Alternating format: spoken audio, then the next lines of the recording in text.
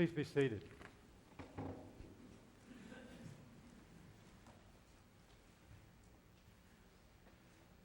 I'm glad to see that you made it here today. For those of us who've been up since the very, very early hours, anticipating a repeat of last Friday's weather, I'm glad you're here with us. And I'm glad that it was no worse than it was, although I do understand there was some destruction and perhaps loss of life along the way, but not necessarily here.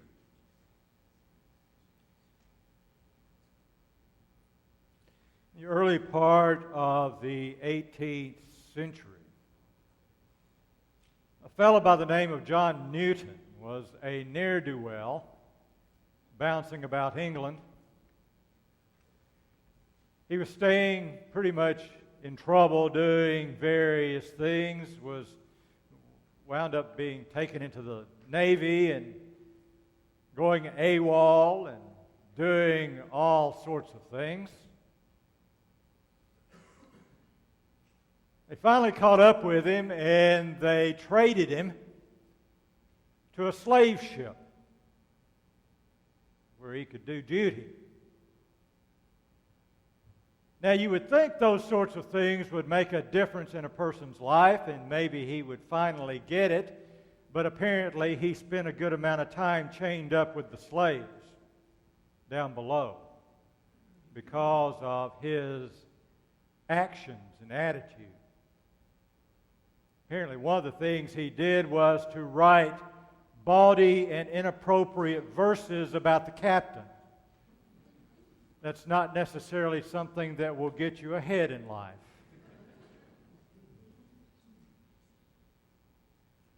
Newton worked on this ship, and one day as they were traveling back to England, they encountered a horrible, horrible storm. And they thought that they were going to lose their lives. And during this time, Newton prayed to God.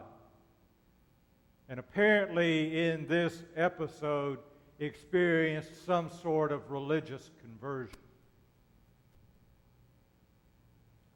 He went back to England, and he became a priest in the Church of England, and was serving in a parish. A few years later, when he began to take up his previous extracurricular activities and write verse. And some of the verse that he wrote, "Amazing grace, how sweet the sound that saved a wretch like me. I once was lost, but now I'm found, was blind, but now I see." The event on the journey over and his conversion was the seed for his writing these verses. You may know that he later linked up with William Wilberforce in anti-slavery movement, the abolitionist movement. Later here in this country, during that episode of history that we call the Second Great Awakening, this song, Amazing Grace, became something of a groundswell within this country. It's not as well known in other countries as some of his other hymns. But when you and I talk about the grace of God, I would bet that for many of us, the first thing that comes to our mind is amazing grace. It's become so much a part of who we are. Not simply as faithful people, but it moved into being a folk song in this country. It spent 15 weeks on the Billboard Top 20 at one time. Judy Collins. did that one. So when you and I talk about grace, we talk about that. We talk about what happened with us this morning. Often we will say to each other, "Oh, but by the grace of God, we came through these storms." That somehow these times become indicative for us of what grace is and what God's grace is. Our gospel today is a story of grace. This is a fairly commonly known story, changing water into wine.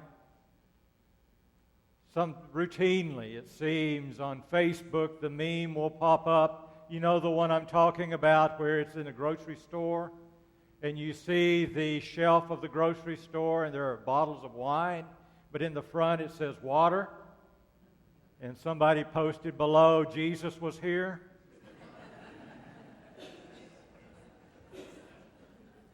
Those of us in the clergy have often been asked to touch water fountains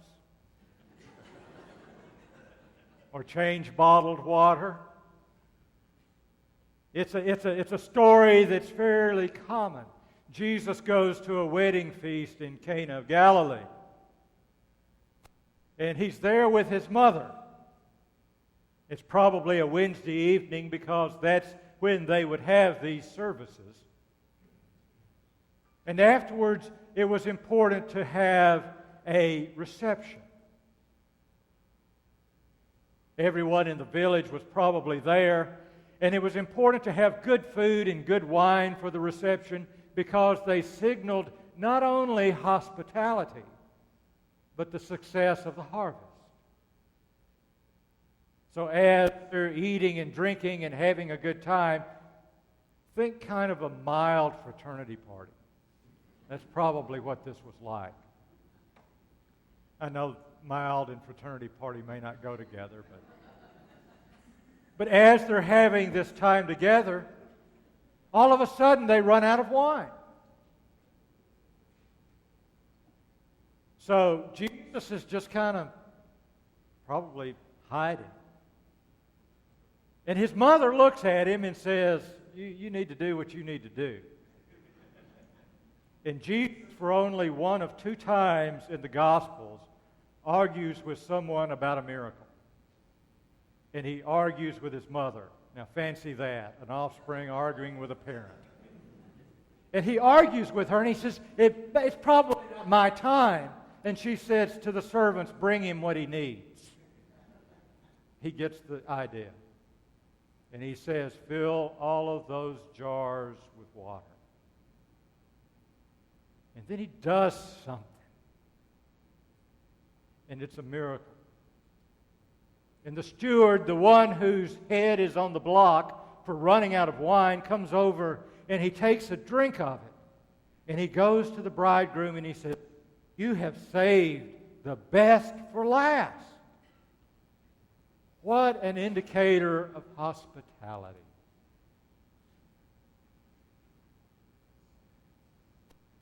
This is a graceful moment. It's a story of grace. This first part of this story is about amazing grace. About how God can make things happen. How God provides. How God gives enough. And how God welcomes and offers hospitality to us. That's what this is about. The good wine being saved for each and every one of us. We are invited to the party. You and I have drunk from this wine. Probably we would not be here if we had not.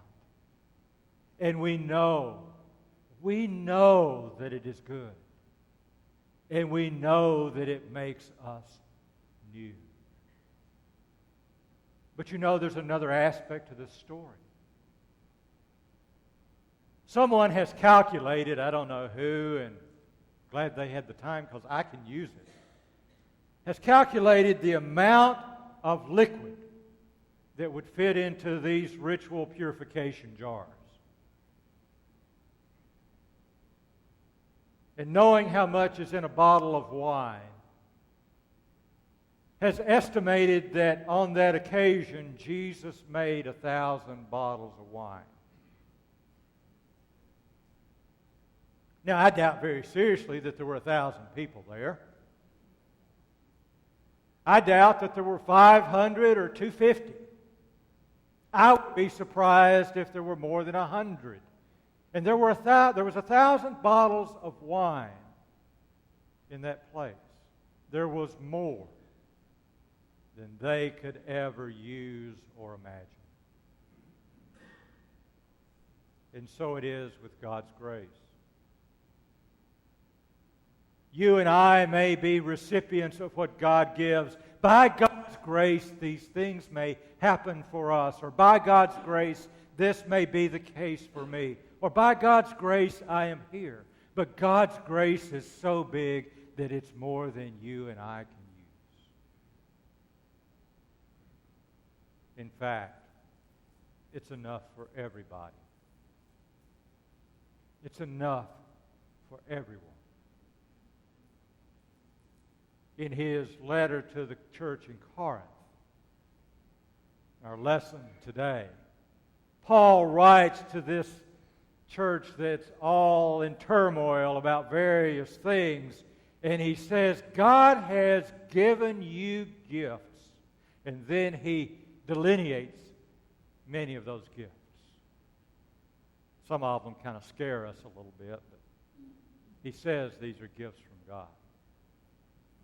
And then we come to learn that these gifts from God and this grace from God is not something just for you and me.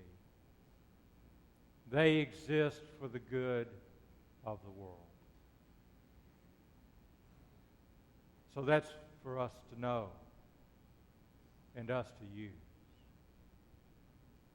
Sure, this amazing grace exists for you and me as individuals, but this amazing grace is something bigger than that. It is abundant grace.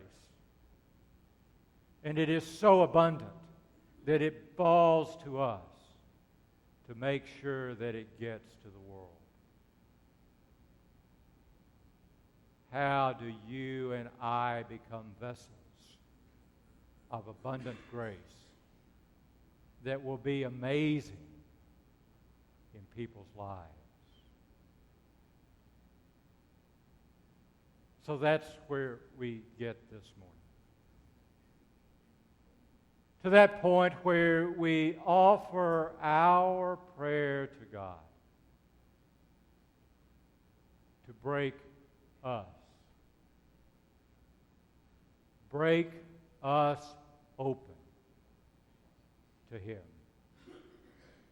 That as we become open to Him, we will become vessels of His grace in this world.